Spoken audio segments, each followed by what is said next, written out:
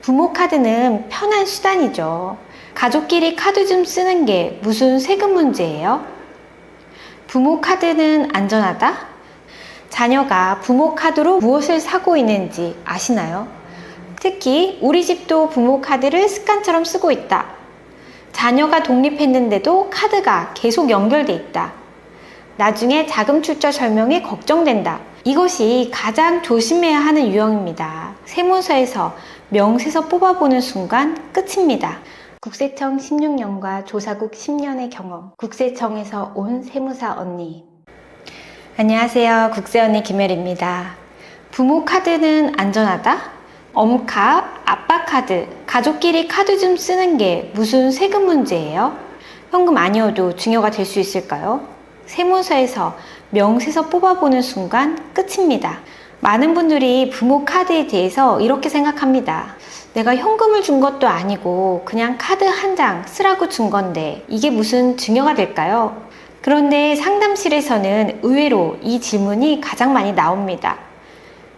왜냐하면 부모 카드는 편한 동시에 가장 선명하게 기록이 남는 방법이기 때문입니다. 현금은 어디에 썼는지 기억이 잘 안 날 수 있어요.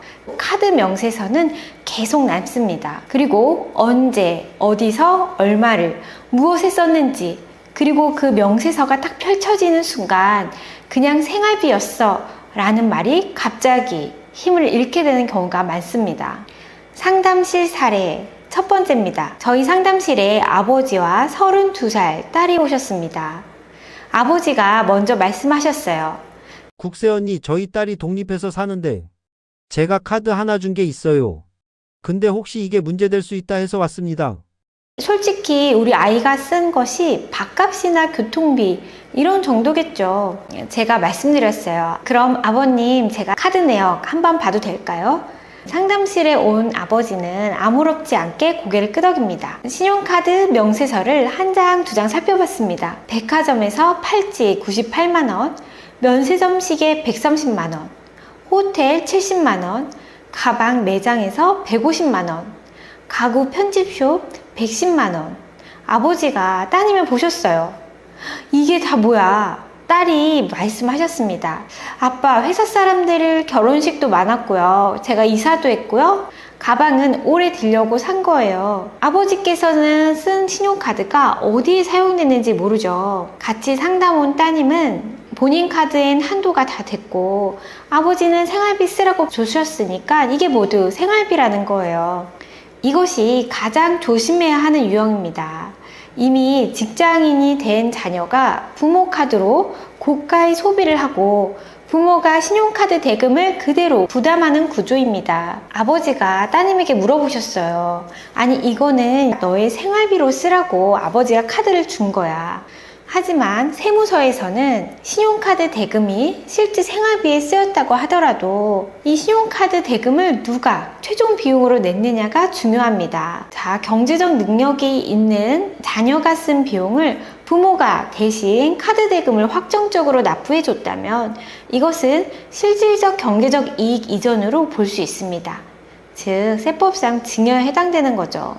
세법에서는 경제적 능력이 있는 자녀가 부모 카드를 사용해서 소비한 금액은 실질적으로 현금 증여와 동일하게 취급되고 증여세가 부과될 수 있습니다. 그래서 현금으로 주는 것도 증여에 해당될 수 있지만 이렇게 본인이 내야 되는 신용카드 대금을 대신 부담해 준 것도 증여에 해당됩니다.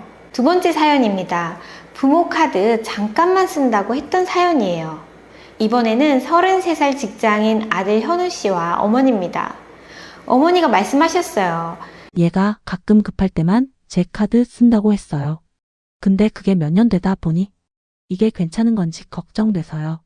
제가 여쭤봤어요. 현우 씨, 그러면 어떤 항목에다가 카드를 쓰시나요? 현우 씨가 말씀하시기를 처음에는 식비랑 교통비만 쓴다고 했는데 나중에 여행 갈 때도 쓰고요. 가전도 바꾸게 되고요. 현우 씨가 조금은 억울한 듯 말씀하셨습니다. 엄마가 그냥 쓰라 그랬잖아. 그래도 내가 직장 다니니까 이젠 끊어야지 했는데 계속 습관처럼 된 거지. 제가 현우 씨에게 다시 물어봤습니다. 현우 씨 연봉은 어느 정도 되세요? 세전 5천만 원 초반이라고 하셨어요. 그럼 본인 생활을 본인 소득으로 충분히 할 수 있는 수준으로 보이네요. 그런데 부모 카드 사용이 반복됐다면 그 부분은 통상적인 피부양자 생활비와는 거리가 있습니다. 이때 현우 씨가 다시 물어봤는데요. 그러면 엄마 카드로 쓴 모든 게 다 문제가 되나요? 이렇게 말씀하셨어요. 경제적 능력이 있는 자녀가 직장인이 된 다음에 본인 소득은 그대로 추적하면서 부모 카드로 반복 소비를 했다면 전체 흐름이 증여에 해당됩니다. 여기서 큰 반전이 있습니다. 부모 카드라고 해서 무조건 다 위험한 건 아닙니다. 와, 현우 씨가 엄청나게 놀랐는데 영상을 보시는 여러분들도 꽤 놀라셨을 거예요. 부모 카드라고 해서 무조건 다 증여세가 과세되는 건 아니에요. 예를 들어 소득이 없는 미성년자 자녀 혹은 성년이 된 대학생 자녀, 소득이 없기 때문에 식비, 교통비, 학원비처럼 통상적인 생활비, 교육비 범위 안에서 부모 카드를 사용하고 그 소비가 과도하지 않다면, 즉 사치성 물품을 사거나 본인 자산을 축적하는 것이 아니라면 증여세가 과세되지 않습니다. 부모 카드 사용의 문제는 그 카드 자체가 아니라 누가 쓰는 것인가, 그리고 무엇을 사는가, 그 자녀가 경제력이 있는가, 반복적으로 사용하는가, 고가 소비가 있는지 여부입니다. 바로 이 지점에서 많은 가정이 안심했다가 갑자기 세금을 과세받을 수 있는 위험 구간으로 넘어갑니다. 국가가 해준 게 뭐가 있다고, 우리 부모가 나를 좀 도와준다는데 이것도 다 증여세 과세된다고? 상담실에서 많은 분들이 억울하시기도 하고 화가 나시기도 합니다. 자, 부모 카드 문제에서 우리가 기억해야 할 포인트는 3가지입니다. 첫 번째, 부모 카드도 현금 지원과 동일하게 볼 수 있습니다. 누가 최종 대금을 부담했는지가 중요합니다.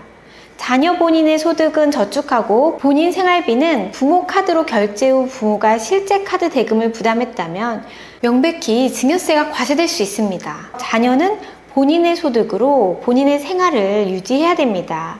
자녀가 이미 경제적 독립이 가능한데 부모 카드로 생활하면 피부양자 생활비 논리가 증여세 비과세에 해당되지 않습니다. 이 경우에는 자녀가 딱 부모님 카드를 쓰는 특정 카드를 가져다 쓰기 때문에 그 카드 번호로 특정할 수가 있습니다. 자녀가 부모의 카드를 쓰는 경우 그 해당 카드의 사용 목록만 봐도 이것은 부모님이 쓴 것이 아니라 자녀에게 준 카드구나라고 알 수 있는 거죠. 둘째입니다. 명품, 해외여행, 고가 가전, 가구는 생활비에 해당되지 않습니다. 통상적 생활비 범주를 벗어나면 증여 문제에 있어서 더 불리합니다. 자녀가 부모의 카드로 수백만 원짜리 명품 가방이나 귀금속, 고가의 시계 등을 구입한 경우 자녀의 소득 유무와 관계없이 증여세가 과세될 수 있습니다. 3번째입니다. 카드는 흔적이 너무 잘 남습니다. 특히 체크카드의 경우에는요, 계좌만 열어봐도 어디에서 썼는지를 명세가 전부 나오고요. 신용카드의 경우에도 카드사를 통하면 카드 사용 명세, 그리고 사업장까지도 모두 조회가 됩니다. 자녀의 카드 사용과 현금 영수증 사용 추이를 국세청이 볼 수 있습니다. 부동산을 사거나 전세 계약을 하는 경우 우리가 자금 출처 조사 국면에서 해당 부분을 설명하기 어려울 수 있습니다. 특히 부모님의 카드 사용 금액이 커지고 자녀의 카드 사용 금액이 작아지면 국세청에서 전산 분석을 통해서 카드 흔적을 쉽게 분석할 수 있어요. 자, 매년 발생하는 카드 사용 내역이 대부분의 사람들은 있습니다. 부모님의 경우에는 전년 대비 카드 사용 내역이 갑자기 늘어나고 자녀의 경우에는 카드 사용 내역이 부모님의 지원을 받게 되면 뚝 떨어지게 됩니다.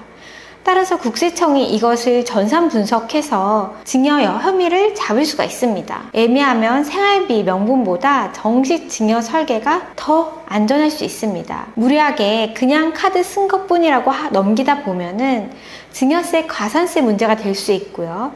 이후에 무신고할 경우에는 증여세 부가액신 제척기간이 15년이기 때문에 가산세 부담이 상당히 많이 됩니다. 1년에 과소신고 10%, 무신고 20%, 그리고 연 8.03%의 지연 이자까지 내다보면 증여세보다도 더 커질 수 있는 거죠.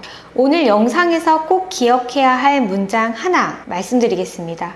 소득이 없는 미성년자나 대학생 자녀가 부모 카드로 식비, 교통비, 학원비 등을 사용하는 것은 증여세, 비과세가 맞습니다. 하지만 핵심 문장, 경제적 생활 능력이 있는 자녀가 부모에게 받는 생활비는 증여세, 과세 대상이 된다는 점입니다. 기억하세요. 경제적 생활 능력이 있는 자녀입니다. 부모 카드는 편한 수단이죠. 그리고 팍팍한 자녀의 일상에 분명히 도움이 됩니다. 하지만 이것이 세무상 비과세 면책 사유에 해당되지 않습니다. 자녀가 부모 카드로 무엇을 사고 있는지 아시나요? 그 소비가 식비, 교통비인지 아니면 명품, 여행, 고가의 지출인지 자녀가 이미 경제적 능력이 있는지 본인 월급은 모으고 부모 카드로만 소비하고 있는지 바로 점검해 보세요. 특히 우리 집도 부모 카드를 습관처럼 쓰고 있다. 자녀가 독립했는데도 카드가 계속 연결돼 있다. 나중에 자금 출처 설명이 걱정된다.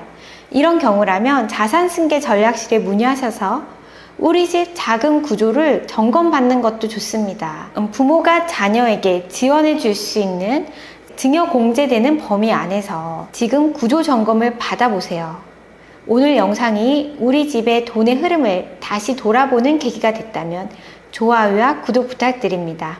자산승계 전략실이 여러분의 고민을 함께하겠습니다. 여러분의 든든한 파트너 국세언니 김혜리였습니다. 국세언니TV 앞으로도 자산가의 실제 고민을 해결하는 유익한 정보로 찾아뵙겠습니다.